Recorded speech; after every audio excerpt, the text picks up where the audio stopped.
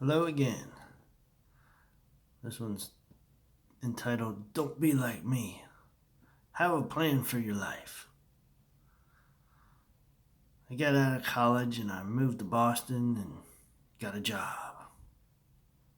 And I was a subcontractor for the railroad. So I learned how to in-gate and out-gate all the trailers and containers that came into the yard, program the trains. Then eventually they needed help out in the yard, so I went out in the yard and learned how to lock and unlock and unload the trains and park the containers. Did that for 8 years.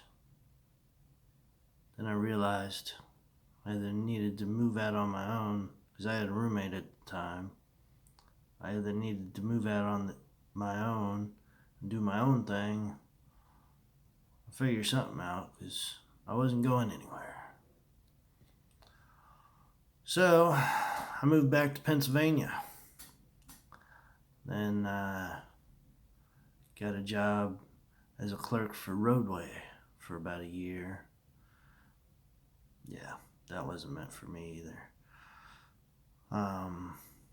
But I was listening to the radio, and the radio said they were advertising for freight conductors with Norfolk Southern. My grandpa used to be a brakeman on the old B&O Railroad, so I went there and got a job. Had that for 3 years. I had some mistakes, some mine, some I let others set me up, but mostly my faults, just rookie mistakes. So I got fired. Only job I've ever been fired from. So then I went and joined the army. Yep, did 8 years in air defense.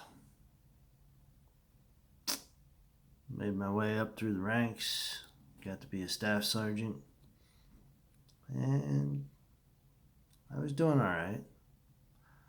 But when I was in Japan, met a girl that was single, and she was in the Philippines and wanted to do something else with her life also. So I said, well, why don't you come live with me in Japan? Then we'll figure it out. So I had to go through the whole immigration process, and boy, is that expensive. I don't know what I was thinking, but whatever. I did it. My son was born in North Carolina, and my daughter was born in Texas. So don't regret that one bit. They're the best things that ever happened to me. But I realized that just we're two different people with different views on how things should be, so I got divorced. So that gave me an opportunity to get out of the army, so I took that opportunity and tried to sell life insurance. Yeah, right. Those that need it don't have it. Those that don't need it and can afford it already got a plan set up. So, yeah, that's. But it's insurance. You can make your own income, make your own hours. I was like, it's too good to be true. And it was. They didn't have a representative for our area, and it was supposed to be union members signing up, but they didn't have a representative to get us, the union members, so we had to go try and get our foot in the door by other means. So, anyhow, then I decided to be a truck driver. There's money in truck driving. Yeah, and those that have it know how to get it because they know the loads that pay them well to do them. So they're going to hog the loads that pay them well.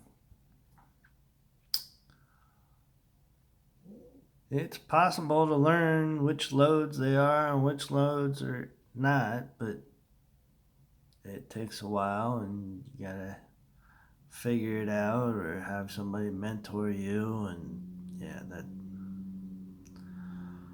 I did it for 4 years, did my best, and yeah, no. So after that, I ended up being homeless for a month. I was up in Massachusetts and went to the VA out in Worcester. And thanks to them, they gave me housing for a month, let me get back on my feet, during which I got in touch with my first boss, and he gave me my old job back. And since I grew up in Pennsylvania, he was like, hey, I put you back to work in Pennsylvania if that's where you want to go. And I was like, well, yeah, I'd rather go back home. So I did that. But then they found out that I was a conductor, and in Chambersburg they needed me to help not only load and unload the trains, but then afterwards you gotta put the train together for the outbound crew. So I was able to learn to become an engineer, which is a good paying job with the railroad, but not so much with the subcontractor. And I realized that I was getting myself into a situation where I'm going to be stuck. So, luckily, about that time, somebody I went to high school with lost her husband, and I won't go into that story, but anyways, she lost her husband, and she had reached out to me on Facebook, and I kept thinking to myself, I remember she was a very nice person in high school. I was a nice kid in high school too. Something supposed to be great when two nice people get together. What? Yeah. I realized that this might be my opportunity to have a good relationship. So I jumped on it. Well, we both started dating and quickly asked her to be my fiance, which she agreed to. So that was a good thing. But she also helped me move back home and get a job with the post office. So, got a job at the post office, but it's not all that cracked up. It's not really what I thought it was going to be.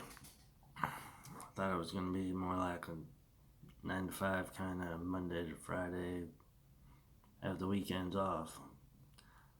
But with being a new person, all over again, you're on the bottom and you got the worst schedule in the worst circumstances anybody could ever imagine. But I still have my child support, and I have a financial responsibility to pay for those kids. So I moved in with her so that, because I figured it would be a pay cut. but it's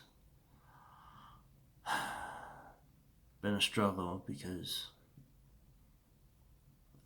I'm paying my child support and I'm barely paying my bills.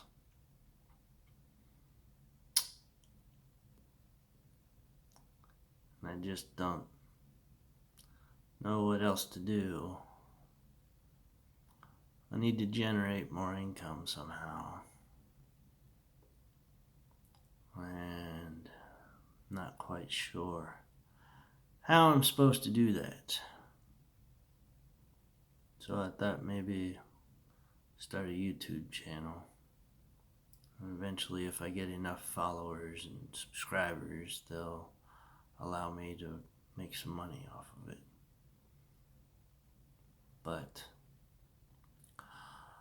that's a long ways from now. This is only my second video, and as you can see from my first video, only 15 people saw it. So, this is attempt number 2, and we'll see where it goes, but see, I have a reason not to trust people very much, because when I was a child, within my first 5 years on this planet, a couple of older kids decided they wanted to have some fun, see if they could convince somebody to drink some apple juice. Yep. So I drank the apple juice. Of course, they didn't tell me that they put gasoline in it. Yeah, gasoline. So apparently before I was 5 years old, I had to get my stomach pumped. So yeah, that was strike 1 for the universe. Then fast forward about 5 years later, we moved back to Pennsylvania again, and my next door neighbor was a friend of mine, and he was a year older than my older brother, so we both kind of looked up to him. Then across the street on the other side, there was another boy that was even older. He was like 16. Well,